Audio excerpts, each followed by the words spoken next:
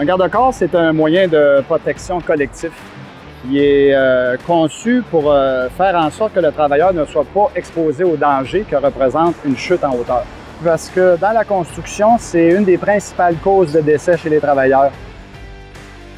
Un garde-corps conforme, le Code de sécurité des travaux établit clairement une lisse supérieure qui doit être positionnée entre 1 mètre et 1,2 mètres.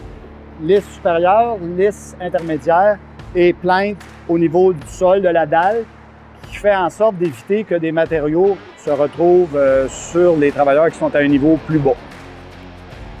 Ce type de garde-corps-là est amarré en serre. Il prend la dalle avec une vis sans fin qui est ajustée. On peut le voir aussi en surface ici en haut. On voit les deux faces. On voit la dalle sur le dessus et la dalle en dessous. C'est vraiment ajusté, serré.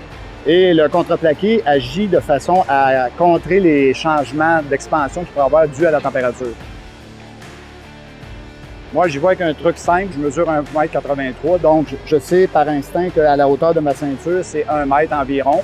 Donc, à l'œil, je vois immédiatement que la hauteur, la conformité est là. Dans ce cas-ci, c'est vraiment le garde-corps idéal, amarré directement après la dalle. Il faut regarder, voir aussi si la distance entre les montants est conforme. C'est 6 pieds maximum ou 8 pieds selon le type de matériau utilisé. Donc, c'est tous des points rapidement qu'on peut vérifier, voir si c'est bien fait. Le garde-corps se doit d'être installé le plus près possible du vide, du bord de la dalle ou du plancher, de façon à ce que le travailleur ne soit pas tenté d'aller à l'arrière du garde-corps pour effectuer des travaux. Donc ici, on a un autre type de garde-corps.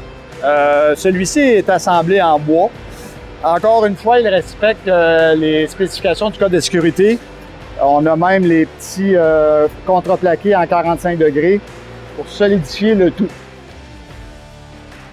Si vous détectez quelque chose qui vous semble anormal, communiquez avec le représentant de votre section locale.